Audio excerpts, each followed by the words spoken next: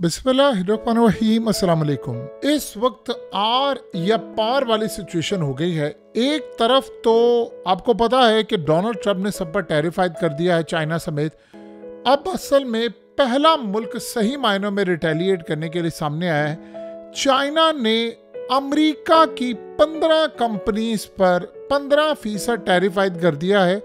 15 companies को restrict कर दिया है कि वो एक्सपोर्ट ना करें, और ख़ास तौर पर 15% अमेरिका की जो प्रोडक्ट्स हैं जो चाइना पहुंचती हैं उन पर रिटेलिएट करते हुए मुकम्मल तौर पर टैरिफ आयद कर दिया है 15%। आप इमेजिन करें कि चाइना पर 10% टैरिफ आयद किया था, उन्होंने 15% नैले बेदैला फेंका। और उसके साथ जो असल अब कहानी हुई है वो यूरोप से आ रही है। मेलानी ने, जो इटालियन प्राइम मिनिस्टर है, उसने बरतानिया के प्राइम मिनिस्टर से मुलाकात की और कहा कि मैं अपने फौजियों को मरने के लिए यूक्रेन में नहीं भेज सकती, मैं उनको लुकमा अजल बनने के लिए नहीं भेज सकती, मेरी तरफ से साफ ना है। तो पहला ये झटका सही मायनों में बड़ा लगा है कि अब यूरोप से मुकम्मल तौर पर टूटने के लिए जा रहे हैं, इनका इत्तेहाद भी टूटने वाला है। पहली बगावत हुई है, पहली लड़ाई हुई है, और इस सूरत हाल में अब तुर्की क्या कर रहा है कि नेटो से अगर अमेरिका निकलेगा तो तुर्की ने यूरोप को कहा है कि मुझे शामिल कर लो। ये क्या लड़ाई होने वाली है सारी सूरत हाल में, क्योंकि अब असल मार्का और असल स्टेज अब सजने वाला है। देखिए, सबसे पहले तो आप समझ रहे हैं कि अमेरिका ने जो टैरिफ आयद किया है, उसके बाद चाइना ने रिटेलिएट किया है उस टैरिफ को, और इस सूरत हाल में उन्होंने कहा जी हमने आपकी ख़ास तौर पर एनर्जी से लेकर जो बहुत सारी चीज़ें हम आपसे इम्पोर्ट करते हैं, हमने उन पर 15% टैरिफ आयद कर दिया है।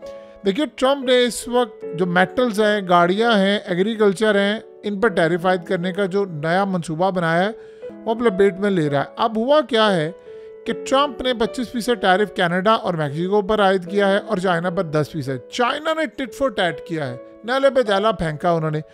उन्होंने काम ये किया, उन्होंने कहा जी अब ये लड़ाई जो है वो बड़ी तबाहकुन होने वाली है, और उन्होंने बड़ा एक वर्ड यूज़ किया है, टू द बिटर एंड।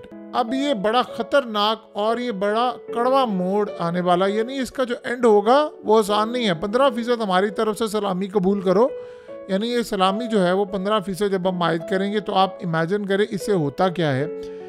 यानी आप सोचें कि कई अरबों, यानी 150 अरब डॉलर के करीब इन पर टैरिफ आयद हुआ है। अब आप ये सोचें कि चाइना ने किया है तो अब अमेरिका सबक सिखाना चाहेगा। अमेरिका को तो ये था ना कि भाई हम पर कोई टैरिफ आयद नहीं करेगा, तो इन्होंने तो कर दिया, ये तो सुनने वाले नहीं है किसी की। और इस सूरत हाल के अंदर आप ये सोचें कि एक बड़ा अजीबोगरीब सिनेरियो यहाँ पर सामने आया है कि कुछ चीज़ों पर अब वो जो टैरिफ है वो बहुत ज़्यादा बढ़ने वाला है। तो आप ये सोचें, मिसाल के तौर पर अब जो चीज़ अगर $100 की थी वो $125 की हो जाएगी आने वाले वक्त में। अभी तो वो $115 की हुई है क्योंकि 15% टैरिफ आयद किया है। और इसी तरह आप जब बढ़ते जाएंगे तो चीज़ें महंगी होती जाएंगी। तो इस सारी सूरत हाल में अच्छा खासा झटका लगा है। और आप ये सोचें कि जो अमेरिका टैरिफ आयद कर रहा है उसको फेस क्या करेगा ये आम जो पब्लिक है। अब जो चीज़ आती थी वो जाहिर सी बात है महंगी आएगी, पब्लिक उसको ज़्यादा पे करेगी। जैसे मिसाल के तौर पर कार है, विस्की है, टकीला है, घर है, और इसके अलावा सिरप वगैरह, मेडिकल की चीज़ें। और आप अंदाज़ा करें फार्मास्यूटिकल इंडस्ट्री की जो चीज़ें होती हैं, यानी एक अच्छी खासी जो जंग है वो टिट फॉर टैट वाली सूरत हाल पैदा हो रही है। और इमेजिन करें कि उसके साथ अमेरिका अब जो पाबंदियाँ लगाई हुई थी उसने रशिया पर, वो पाबंदियाँ हटाने के लिए जा रहा है, जिससे अब दरवाजे खुलेंगे डिफरेंट साइड से। तो ये तो एक सिनेरियो हो गया। अगली जो लड़ाई है वो आई है यूरोप से। देखिए, एक दिन पहले आप सोचें हैं कि कमाल की बात है कि रूस ने कहा था कि बहुत बड़ी तबाही आने वाली, यूरोप ने टूटना है और इनके अंदर इनका इत्तेहाद टूटेगा, बगावत होगी। पहली बगावत सामने आई है। मेलानी जो इटालियन प्राइम मिनिस्टर, आपको पता है कि ये भी समिट में गई थी और ये वहाँ पर बड़ी बेजार थी। अब इटालियन प्राइम मिनिस्टर कहती है मेलानी, किसी सूरत मैं अपने फौजी मरने के लिए यूक्रेन में नहीं भेजेंगे। उसे कहा अगर बहुत भी आपको ज़रूरत है तो आप एक काम करें कि यूनाइटेड नेशन खड़ा हो जाए, वो फौज रवाना करें, वो मैकेनिज़्म बनाए और इंटरनेशनल सारे ममालिक मिलकर फिर एक इत्तेहाद करें, उसमें हम जा सकते हैं। लेकिन ये काम नहीं हो सकता कि हम अपने लोग और फौजी मरने के लिए भेज दें। मैं सवाल ही पैदा नहीं होता कि इस लड़ाई में हिस्सा बनूं ताकि तबाही मेरी तरफ आए। उसको पता है कि प्यूटन ने मार मार कर मेरा भरकस निकाल देना है, तो उसने कहा जी ये काम तो किसी जरूरत नहीं होने वाला, हम ये काम नहीं करेंगे। आपको बहुत ज़्यादा शौक है, आपको लड़ाई करनी है, तो आप अपने फौजी भेजें, मैं इसमें पार्टिसिपेट नहीं करूंगी। अब इटली की जानिब से मामला सामने आया है, तो आप ये सोचें कि यूरोप का इत्तेहाद तो आज टूट गया, आज दरार उसमें पड़ गई है। इतनी बड़ी डेवलपमेंट हुई है कि इतना बड़ा मुल्क इटली खड़ा हो गया, उन्होंने कहा जी हमने ये काम नहीं करना। और आप अंदाज़ा करें कि इसके बाद अब आपको दीगर ममालिक भी नजर आएंगे, वो भी कहेंगे भाई हमने मरने के लिए अपने फौजी नहीं भेजने, आप अगर हमारे फौजी मरने के लिए रखना चाहते हो तो ये आप पर है, हमने किसी सूरत ये काम नहीं करना। एक तरफ चाइना ने रिटेलिएट किया है, दूसरी तरफ इटली। देखिए जो इटालियन प्राइम मिनिस्टर है मेलानी, उसके बड़े अच्छे ताल्लुकात हैं मोदी के साथ, और उनका अफेयर का मजाक भी बनाया जाता है बहुत ज़्यादा। इस सूरत हाल के अंदर सबसे इंटरेस्टिंग डेवलपमेंट है कि इटालियन प्राइम मिनिस्टर की बड़े अच्छे ताल्लुकात है इलान मस्क के साथ, और उससे भी ज़्यादा अच्छे ताल्लुकात है ट्रम्प के साथ। तो वो ट्रम्प के साथ खड़ी है, वो इत्तेहादी है, वो कहती है भाई हमने ये काम नहीं करना, ट्रम्प ने ये कह दिया है कि ये काम होगा तो उसने कह दिया बस ठीक है। तो इस सूरत हाल के अंदर उसने अपने आप को निकाला है कि अगर कल को यूरो जोन में चीज़ें बदलती हैं तो फिर हम साथ नहीं खड़े। यानी उसे क्लियरली कह दिया है पुतिन को कि भाई अगर तूने मिसाइल मारना है, जो कुछ करना है, हमारी सरजमीन के ऊपर ये काम ना हो। इसको आप थोड़ा सा डिफरेंट अंदाज में समझें। हुआ ये था कि इटली ने पार्टिसिपेट करने से इनकार कर दिया था फ़लस्तीन वाले मामले पर भी। यानी इजराइल ने उस वक्त ये कहा था, अमेरिका ने कहा था उस वक्त इन सबको कि भाई आप अपने शिप भेजें और ये यमन के हुथियों का मुकाबला करें। तो मेलानी ने कहा भाई मैं ये काम नहीं कर सकती, हमें पराई जंग में नहीं कूदना, फलाना नहीं करना, ये नहीं करना, वो नहीं करना। पहले उन्होंने स्टार्ट किया, बाद में उसने बैकआउट कर दिया। तो वो कह रही है कि भाई हमने क्यों किसी की जंग में दाखिल होना है और जाकर अपनी तबाही करनी है। तो आज उसने पुतिन को और अमेरिका को और बाकी ताकतों को कहा है कि अगर आपने लड़ाई करनी है तो आपने इटली पर हमला नहीं करना, वहाँ मिसाइल नहीं मारे, रेस्ट्रिक मिसाइल मारे, जो मारना मारे, हमारे मुल्क पर नहीं माना। और वो असल में समझा भी रही है इन यूरोपियन लीडर्स को कि यार आप लोग पागल हो गए हैं, आप एक हारे हुए शख्स के ऊपर बाजी लगाने को तैयार है और आप ये हरकतें कर रहे हैं कि आप पूरे का पूरा यूरोप तोड़ना चाहते हैं, यूरो जोन तोड़ना चाहते हैं और यूरो करेंसी भी तोड़ने के लिए तैयार, तो ये काम ना कीजिएगा।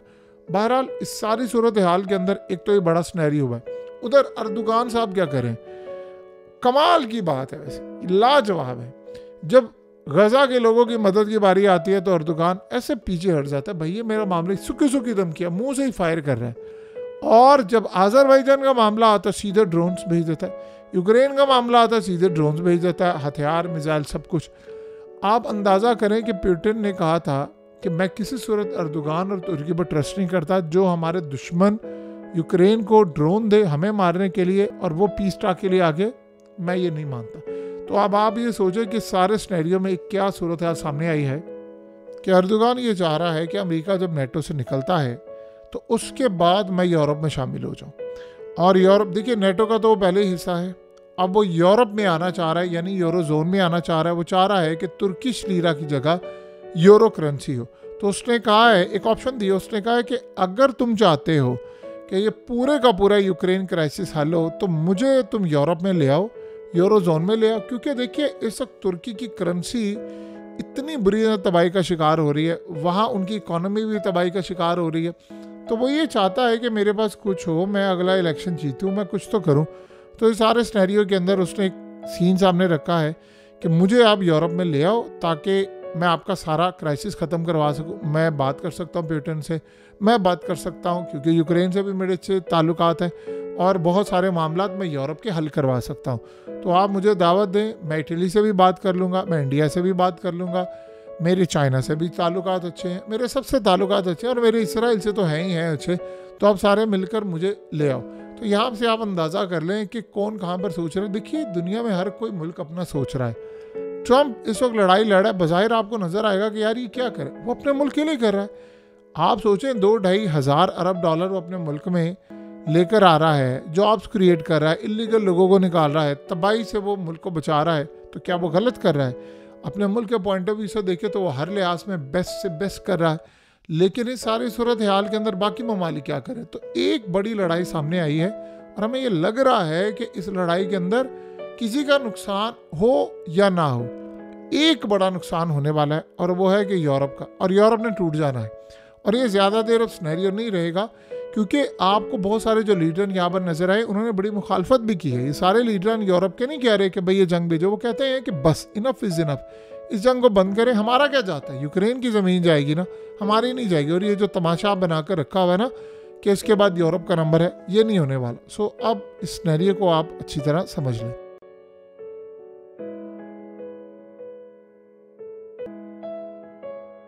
हकीकत टीवी को सब्सक्राइब करना मत भूलें, वीडियो को लाइक करें, शेयर करें और कमेंट सेक्शन में अपनी राय का इजहार ज़रूर करें।